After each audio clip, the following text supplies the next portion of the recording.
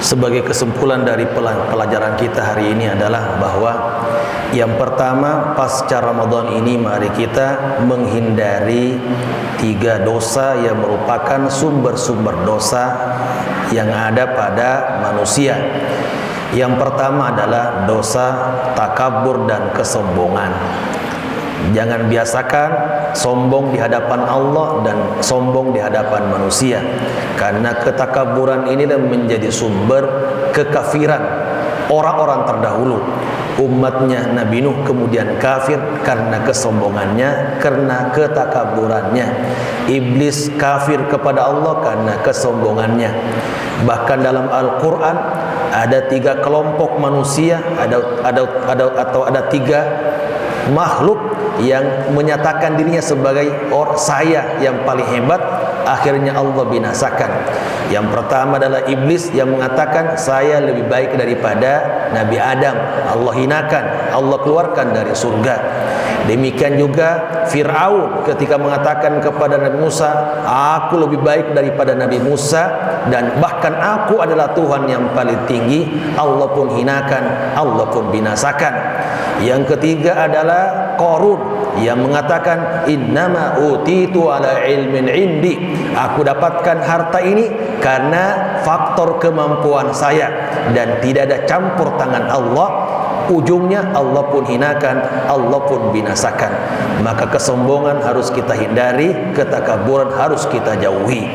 Yang kedua, mari kita menghindari yang namanya serakah, tamak, karena itu juga merupakan sumber dosa lainnya. Mengapa banyak orang korupsi? Karena faktor serakah. Dia mendapatkan gaji besar tetapi merasa tidak cukup, harus akhirnya melakukan tindakan yang tidak terpuji. Demikian juga para pencuri, bisa jadi banyak hartanya tetapi tidak puas dengan apa yang dia miliki, akhirnya serakah dan mencuri harta orang lain. Yang ketiga adalah mari hindari yang namanya dengki dan iri hati. Dengki dan iri hati termasuk masalah besar yang menimpa umat manusia juga. Kadangkala kemudian orang itu berkelahi, kadangkala orang itu saling membunuh antara satu dengan yang lain, bahkan menzalimi orang lain karena rasa dengki dan iri hati. Maka ini harus kita hindari pasca Ramadan, sehingga betul-betul kita akan terhindar dari berbagai kejelekan dan dosa-dosa lainnya, karena kita sudah menghindari 3 dosa yang menjadi sumber dosa-dosa lainnya. Berikutnya, bahwa mari kita terus menata hati. Di samping kita menata penampilan kita, juga tetap harus menata hati.